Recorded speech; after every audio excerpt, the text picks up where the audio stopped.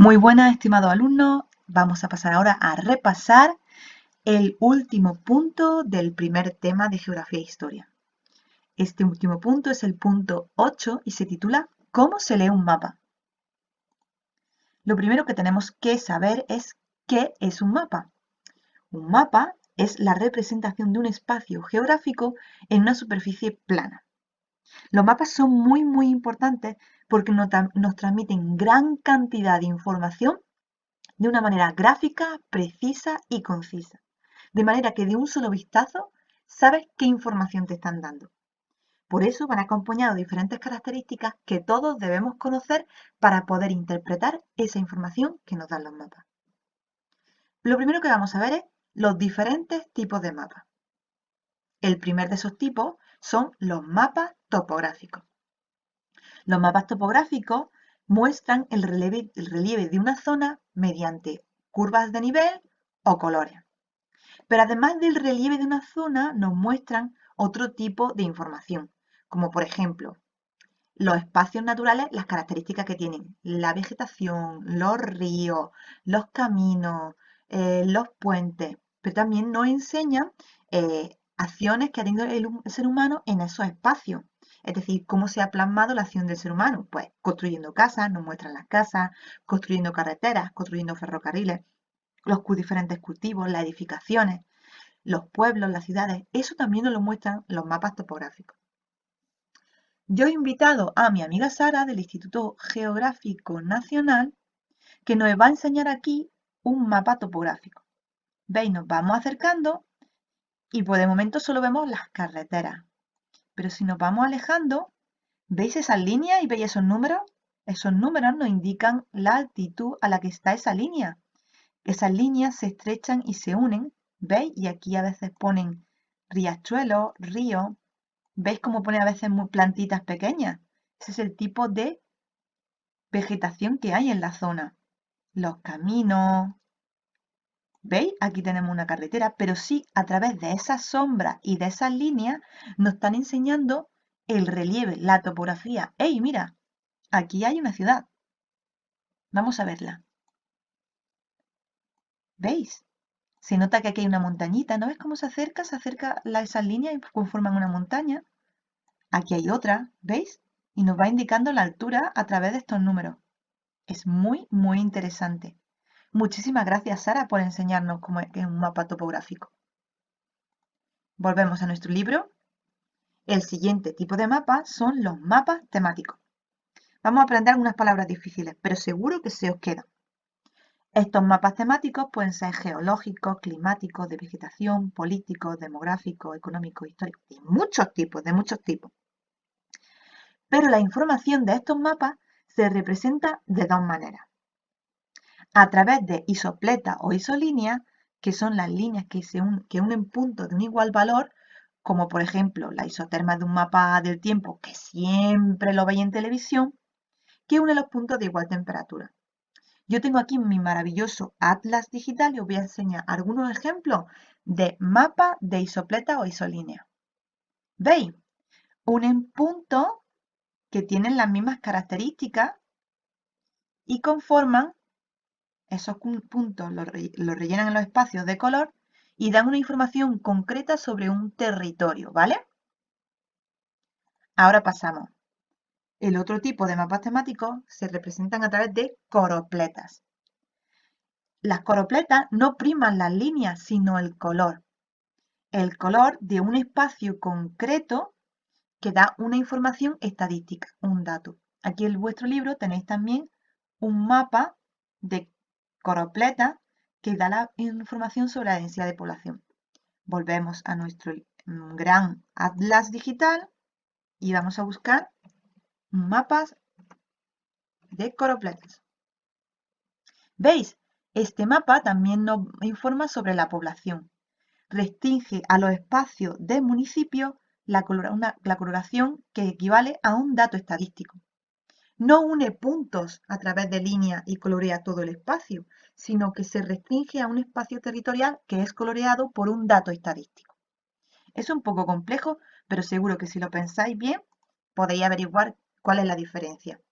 pero no hay ningún problema. Sabéis que podéis preguntarme mil y un millón de veces las diferencias entre isopleta y coropleta. Pasamos al siguiente punto. Por suerte, ahora la tecnología ha avanzado muchísimo y tenemos representaciones digitales de nuestro planeta a todos los niveles, tanto a un nivel muy micro, o sea, de pueblos muy pequeñitos, como a un nivel muy macro, o sea, muy grande, de todo el planeta, incluso de planetas cercanos. Esto es lo que llamamos cartografía digital. Y la información se extrae de datos informáticos, datos numéricos, que se traducen en mapas. Podemos encontrar gran diversidad de mapas digitales. El primero que nos muestra aquí es los globos virtuales, como estuvimos viendo el otro día en clase, Google Earth. Si vamos a Google Earth, aquí lo tengo yo cargándose, vimos que se podía trabajar con el planeta Tierra entero. Mirad, así damos un repasito. Aquí tenemos el Ecuador, que dijimos que era el paralelo cero. Aquí tenemos el meridiano de Greenwich, que dijimos que era el meridiano cero. El trópico de Cáncer, que está en el hemisferio norte, que es otro paralelo. El trópico de Capricornio. Y aquí tenemos, vemos, ¿os acordáis que estuvimos hablando de las coordenadas? ¿Veis? Esos números son las coordenadas. Recordad que estuvimos viendo, buscando coordenadas. Vamos a buscar las coordenadas de Santa Fe.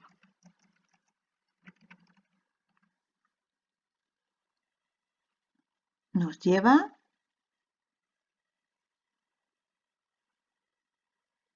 Mirad, ahí tenemos nuestro pueblo. Y aquí abajo aparecen las coordenadas.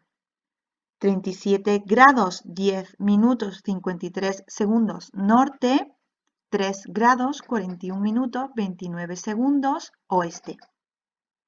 ¿Veis? Eso es lo interesante de las coordenadas, que conjugamos paralelo y meridiano. ¿Veis? Aquí tenemos la información que damos cada uno de ellos y nos permite localizar, pues por ejemplo, nuestro pueblo. Volvemos a nuestro libro. También tenemos los sistemas de información geográfica, llamados SIG.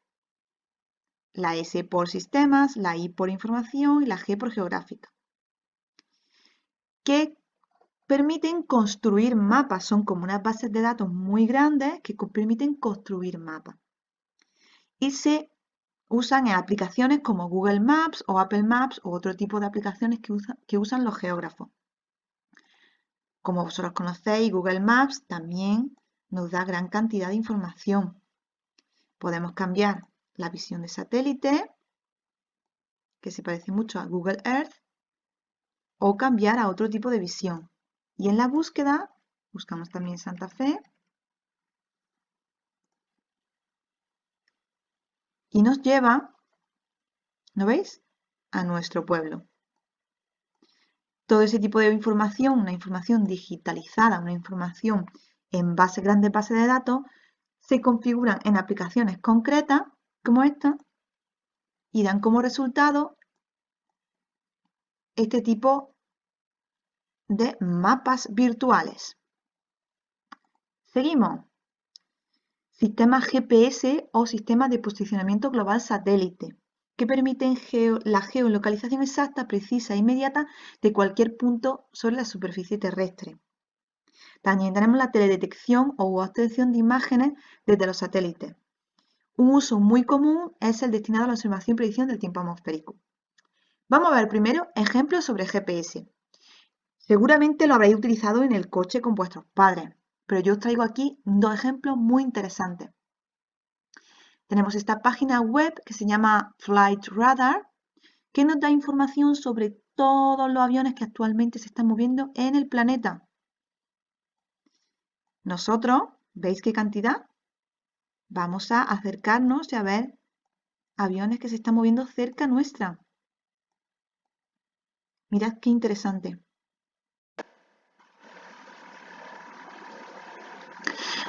¿Veis? Si clicamos sobre un avión que está pasando cerca de Granada, como este, nos dice sus características. Es un avión Ryanair que salió de Málaga y se dirige a Santander. ¿Veis?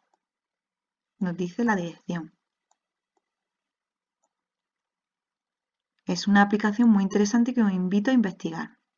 Otra aplicación que os he traído se llama Vessel Finder, que nos permite lo mismo que con los aviones, pero con los barcos. ¿Veis? Tenemos un montón de barcos moviéndose en nuestros mares.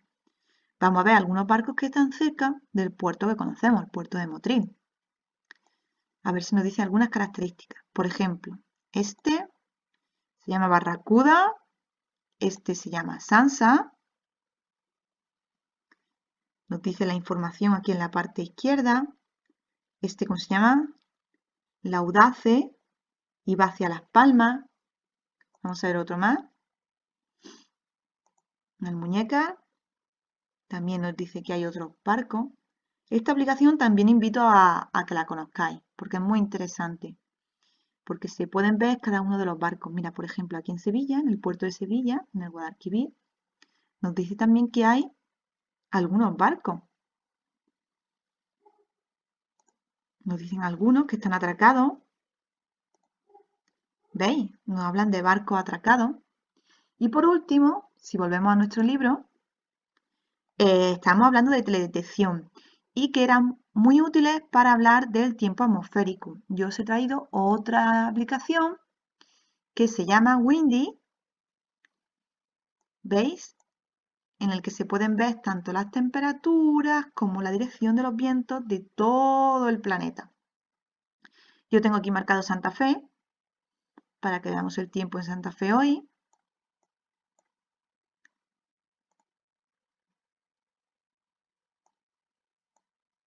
En Granada vamos a buscar Santa Fe. ¿No veis? Aquí nos dicen la hora de luz, la velocidad, la temperatura, la velocidad del viento, la dirección, las rachas, si hay lluvia, las nubes que va a haber. Luego también si nos vamos al mar, la ola. Os invito también a trabajar con esta actividad, con esta aplicación que os va a gustar muchísimo y vaya a conocer un montón de sitios interesantes y qué tiempo hacen ellos. Y por último, si volvemos a nuestro libro, nos habla de los atlas digitales, el atlas digital escolar, yo tengo uno, si queréis verlo os lo enseño en clase, o el Eurostat, ¿vale? Que nos muestran mapas y datos estadísticos de Europa. Y por supuesto las aplicaciones de geolocalización que utilizáis en vuestros móviles y que seguramente conoceréis muchísimas más que yo. Pasamos al siguiente punto. Ahora, una cuestión muy importante es saber cómo leer un mapa. Aquí tenemos un ejemplo. Lo primero que tenemos que saber es su título. Este mapa se titula Las formas del relieve en la Tierra y nos informa del contenido del mapa. Los mapas también tienen que darnos la orientación. Aquí, como veis, se ve una N que nos indica el norte. Vamos a verla más cerca. Nos indica el norte. Esto se llama rosa de los vientos. Y puede ser de diferentes maneras. A veces la ponen muy adornada y a veces la ponen muy sencilla. Pero lo interesante es que nos indique el norte geográfico. Otra cosa que tenemos que saber de los mapas es la toponimia, es decir, el conjunto de nombres que aparece escrito para saber dónde estamos, porque si un mapa no tiene nombre escrito, es muy difícil saberlo. También tenemos que fijarnos muy bien en la leyenda. La leyenda es el conjunto de símbolos y colores descritos para que nosotros sepamos identificar, por ejemplo, vale, el marrón significa mesetas cordilleras de gran altitud. Todos los puntos que veamos en marrón significarán eso. Este blanquito significa hielo, pues todo lo que veamos en blanco será hielo. Las coordenadas, recordad, las hemos visto en clase. Los meridianos que van de norte a sur, aquí tenemos el de Greenwich, y aquí el resto formando como gajos de naranja, y los paralelos. ¿Veis? Aquí tenemos el ecuador, que es el paralelo 0, y aquí tenemos el resto. ¿Veis? Al sur del ecuador el trópico de Capricornio y al norte del ecuador el trópico de Cáncer. La escala también es muy importante. Ahora veremos por qué en el siguiente punto. Vamos a pasar. ¿Qué son las escalas? Son el cifrado numérico que nos permite identificar cuánto es la equivalencia de 1 centímetro en el mapa con una dimensión en la vida real. ¿Vale? Por ejemplo, la escala numérica consiste en una fracción donde el numerador indica la unidad de medida sobre el mapa y el denominador el terreno. Por ejemplo, 1/25.000. 1 es 1 centímetro sobre el mapa, que equivale a 25.000 centímetros sobre la vida real, esto es decir, a 250 metros. Otro ejemplo, 1/1.250.000. 1 es 1 centímetro sobre el mapa, que equivale a 1.250.000 centímetros, es decir, 12,5 kilómetros. Cuando medimos 1 centímetro con nuestra regla en el mapa, ese centímetro equivale a 12 kilómetros y medio. Y una escala gráfica es lo mismo que la anterior, lo que pasa que te refleja la distancia en una línea como en una pequeña regla dibujada. ¿Vale? No os preocupéis porque haremos práctica en clase. Las escalas pequeñas son aquellas en las que vemos desde mucha distancia y abarcan mucho territorio. Países grandes, continentes, planisferios. Las escalas medianas son para mapas topográficos y a países no muy extensos. Es una distancia media. Y las escalas grandes son en las que vemos a mucho detalle, pueblos, ciudades, comarcas. Repito, las escalas son muy importantes porque nos permite ver la equivalencia entre las medidas del mapa, que son muy pequeñitas, y las medidas en la vida real. No os preocupéis porque haremos práctica. Y con esto acabamos nuestro primer tema de geografía e historia. Espero que este vídeo os sea útil. ¡Chao!